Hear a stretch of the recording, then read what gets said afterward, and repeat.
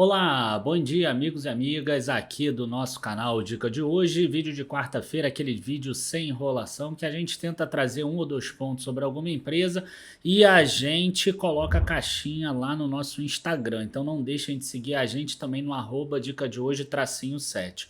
A pergunta de hoje é essa que está aparecendo na tela aqui, pergunta bem simples se eu gosto de Movida, Movi 3, e é sobre isso que a gente vai falar logo depois que a gente passar a nossa vinheta. Enquanto a gente estiver na vinheta, curta o vídeo, se inscreva no canal e compartilhe também com algum amigo que goste de Movida ou que tenha Movida em carteira. Então a gente já começa.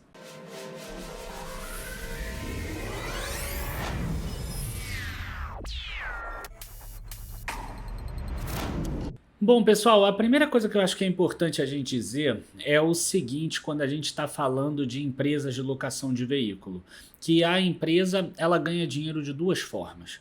A primeira delas, alugando o carro nessas diárias, né, seja para Uber, por exemplo, que aí é um aluguel mensal, que é gestão e terceirização de frotas, ou se não, um aluguel diário, por exemplo, para uma pessoa que está viajando a turismo ou qualquer coisa do gênero.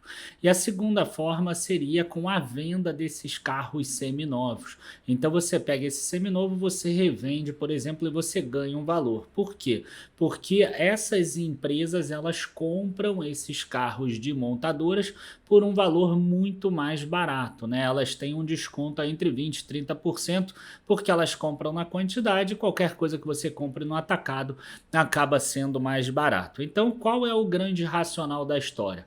Você aluga o carro por diversos períodos, né? E normalmente você tem aí carros entre 12 e 18 meses para você minimizar a quantidade de manutenção e você maximizar a questão tributária que a gente vai ver aqui. E aí depois você revende esse carro e às vezes você revende esse carro até mesmo com lucro, né? Então o carro tem aquela depreciação, mas não chega a ser a depreciação em relação ao preço de compra que aquela empresa acabou pagando por causa do desconto do atacado. Então, funcionando as duas coisas bem, essas empresas têm tudo para gerar um grande resultado e a Movida, assim como a Localiza também, antes a Unidas, que agora se juntou com a Localiza, elas têm tido resultados muito fortes nos últimos anos. Então, quando a gente pega aqui a receita, a gente vai ver que a receita da Movida subiu bastante. Ela abriu capital não há tanto tempo, acho que foi em 2017, se eu não me engano, então os dados existem aqui desde 2015, tá? E aqui eu estou usando a plataforma do Guinvest. E aqui a gente vê que o resultado bruto da empresa cresce muito logo depois da pandemia. Resultado operacional estava em queda aqui no início da pandemia e depois ele cresce muito, assim como o lucro líquido cresce muito. Sempre que você tem alguma coisa que cresce muito o lucro depois de um período, isso não é normal, eu tomo um certo cuidado. Tá? Inclusive, quando a gente olha aqui o retorno sobre o patrimônio líquido, você vai ver que ela tinha um retorno sobre o patrimônio líquido entre 8% e 10%, mais ou menos. A média de 10 anos é 9,2% e no último nos 12 meses, por exemplo, está acima de 30%. Então é uma coisa que é muito além da conta e que nos faz pesquisar o que pode acontecer com a empresa, o que está acontecendo. Então, vamos dar uma olhada na questão do release da empresa, como ela era, principalmente a venda de seminovos e como é agora a lucratividade da empresa, tá? Então, voltando aqui, eu vou só pegar a parte de seminovos, eu não vou pegar a parte do rent-a-car, que é a parte do aluguel de veículos, tá? Esse vídeo eu não consigo falar tudo. Então, aqui era 2019, a gente tem aqui ó, o número de carros vendidos, o preço médio dos carros vendidos. Essa aqui era a receita líquida com seminovos, ó, fechou aquele ano em 2,2 bilhões. Você vê aqui que o preço dos carros vendidos ficou mais ou menos constante naquele período, subiu de 34 mil para 39 mil. Isso aqui é uma economia normal, uma economia com uma inflação boa, tranquila, sem problema de semicondutor, sem problema de nada, não crescia aqui quase nada. E aí o que acontecia com o resultado operacional? Eu quero que vocês foquem nessa última linha aqui, que é a margem EBIT, tá? Ou podem olhar a margem EBITDA também, vocês vão ver que eram números negativos. 2018, menos 5,4%, ela ganhou um pouco de eficiência em 2019, menos 2,3%. Então, numa economia normal, tá? seminovos é algo que vai dar aí uma margem ou positiva de 2% numa empresa muito bem gerida igual a Localiza, ou um pouco negativa numa empresa que não era tão bem gerida quanto a Movida. Ela até melhorou bastante. Eu acho que hoje em dia ela conseguiria 1% mais ou menos, ou 2%. Mas o que está acontecendo agora em 2022? E olha só o que está acontecendo. O que está acontecendo é que aquele preço de R$ 40.000 o veículo, ele subiu para R$ 66.000 o veículo. Então a empresa comprou veículos, por exemplo, em 2020, né, a 35 mil, 34 mil com desconto, e acabou vendendo a 50 mil, 51 mil. Depois ela comprou aqui quando 50, 51 mil, ela deve ter comprado ali com desconto a 45, 46 mil e conseguiu vender depois a 58, 65. Né? Agora, por exemplo, a 66 mil, ela deve ter comprado veículos a 60 mil, 61 mil. Se no futuro a gente tiver vendas a 75 mil, ela vai continuar tendo uma margem muito boa, que é o que ela está tendo agora. Ó, uma margem de 19, 21, 24, 27, 28, você vê aqui que já começa a cair para 21,4%. Ou seja, aquela margem EBIT e EBITDA que a gente viu que era negativa, passou a 14,7% e 17,4%, né, no primeiro semestre de 2021, primeiro semestre de 2022. E aquela receita lá, que era de 2 bilhões em um ano, agora é 2 bilhões em um semestre, porque o preço dos carros dobrou de valor praticamente. Você vê aqui que a quantidade, né, de carros até nem subiu tanto assim, a quantidade de carros vendidos aqui, ó, 18.400 para 18.400. Você vê que sobe, mas não sobe tanto assim. Só que a margem subiu muito. Então, esse EBIT aqui, 383 milhões, na minha visão, numa economia normal, se o preço do carro estabilizar, isso some. E, cara, ninguém imagina que o preço do carro vai continuar subindo ao longo do tempo. Tá? Então, isso aqui estabilizando, esses 383 milhões em um semestre some. Tá? Então, esse é o primeiro ponto que a gente precisa ficar de olho. Então, se eu olho aqui no final, por exemplo, no consolidado da empresa, a gente tem aqui o segundo trimestre e o primeiro trimestre. Então, 650 mais 664 milhões. Se a gente pegar aqui já depois das despesas financeiras de juros, etc., 363 mais 265. Tá? Então aqui a gente tem em torno de 620 milhões já no consolidado. Se você tira 380 milhões, sobra 240. Né? Mesmo que ela tenha ali 1 ou 2%, vamos imaginar que sobre 260 ou 270 milhões em um semestre. Né? Então, 270, por exemplo, tira imposto de renda, vamos imaginar uma alíquota aí de 20% efetiva, 216, vezes 2, né? Porque aqui eu estou pegando semestre, 432 milhões. Quanto é o lucro hoje da Movida? Perto de 1 bilhão.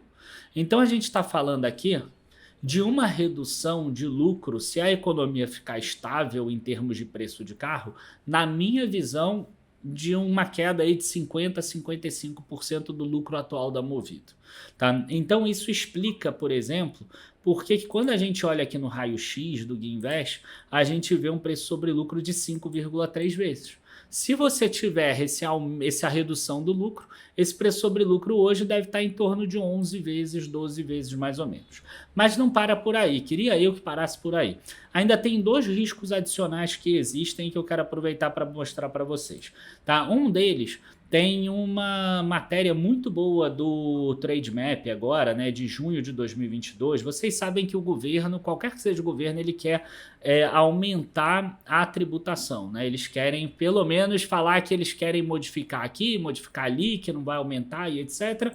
Mas eles querem taxar dividendos, eles querem taxar um monte de coisa. E uma das coisas que eles querem taxar é o ICMS da venda de veículos. E aí eu vou tentar explicar aqui um pouquinho, que é o seguinte: a operação-chave, tá? A operação principal de uma locadora de veículos é a locação do veículo. Então, nessa locação do veículo é que é quando você ganha o dinheiro. Então, você já teve matérias aí no STF, inclusive, que entenderam que a empresa ela compra o veículo e ela pode vender o veículo. Só que essa venda do veículo não é uma circulação de mercadoria, é uma desmobilização de ativo, em que ela vai desmobilizar esse ativo e vai comprar um novo ativo. Desde que ela faça isso depois de 12 meses, porque aí ela tem que pelo menos 12 meses já alugar esse veículo. Tá? Então essa é a visão hoje do STF. Agora, cara, vocês viram aqui que a empresa ganha 400 milhões de reais de EBIT com essa operação. É difícil passar que essa empresa tem como operação principal a locação de veículos única e exclusivamente, e que isso não é importante. Então, cada vez mais para mim, isso vai ser algo que vai ficar batendo, até que pode ser que cobrem ICMS sobre a venda de veículos seminovos. E na hora que isso acontecer, ela perde completamente o encanto. Porque aí a empresa, né, ela vende seminovo mais barato do que, por exemplo, a revenda de veículos, ou senão ela vende o seminovo por um preço um pouquinho mais barato ou igual, e aí ela não vai mais conseguir fazer isso. Por quê? Porque ela vai ter que pagar ICMS. Então, na minha visão, é até uma certa concorrência desleal que existe com as concessionárias em si, que tem como operação principal a venda de veículos novos e a revenda de veículos usados. Tá? Então, esse é um ponto, esse é o primeiro ponto. Eu acho que em algum momento essa conta do ICMS das locadoras ela acaba. Tá? Então, enfim, tá? Isso aqui no Trademap está explicado bem aqui. Isso aqui é matéria recente, tá? Inclusive agora se falou sobre isso. Quando isentaram o ICMS da gasolina, por exemplo, dos combustíveis, se pensou assim, de onde a gente vai tirar o dinheiro? E pensaram nessas proposta que poderia uma parte sair desse ICMS das locadoras, por exemplo. O segundo ponto que tem a ver com questão tributária também é esse aqui do aumento do IPVA. Tá? Então, todas as locadoras hoje elas estão em Belo Horizonte, se você olhar, né? A Localiza é de Belo Horizonte, a Movida é de Belo Horizonte, todas elas são de Belo Horizonte. Então, teve uma proposta que não passou, tá? Lá na Assembleia Legislativa de Minas Gerais, até de uma deputada do estadual do PT, aqui a Beatriz Cerqueira, acabou que não passou isso. Tá? Mas em algum momento eu acredito que essa isenção de IPVA caia. Aí o pessoal vai falar assim, mas aí vem outro estado, paga e aí essas locadoras vão passar para outro lugar. E aí entra uma decisão aqui do STF que mostra que a locadora deve pagar IPVA no estado onde o veículo circula. Então esse é um outro ponto que ainda está em trâmite e que pode acabar acarretando um problema para as locadoras. Então eu acho que esses são os pontos. Tá? Eu acho que tem 3 pontos que impactam muito esse preço sobre lucro atual, que parece muito barato, de todas as locadoras. Então dificilmente você me vê recomendando uma locadora. Eu acho que a última que eu recomendei foi a Locamérica, que virou Unidas lá em 2017, mas logo depois a gente já não recomendou mais, quando ela subiu lá 500%. Mais ou menos. Quem permaneceu continuou ganhando dinheiro.